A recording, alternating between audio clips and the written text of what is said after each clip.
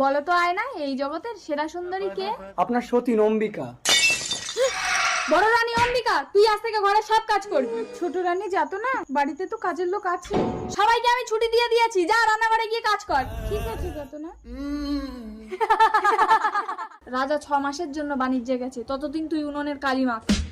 আপনাকে কোনো কাজ করতে হবে না বড় রানী, আপনার রূপ নষ্ট হয়ে যাবে, আপনার সব কাজ আমি করে দেবো। দাসী তুমি যাওনি? ছোট রানী যদি জানতে পারে তোমার গর্দান দিয়ে দেবে। ছোট রানী জানবে আপনিই সব করেন।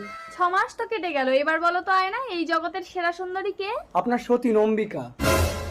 বাহুবলী! আদেশ করুন ছোট রানী। এই নাও 10 ভরি সোনা, তোমাকে বড় রানীর মুন্ডু কেটে আমার হাতে এনে দিতে হবে। যথাজ্ঞা মহারানী। বড় রানী, ছোট রানী আমাকে আদেশ দিয়েছেন আপনার মুন্ডু কেটে নিয়ে যেতে।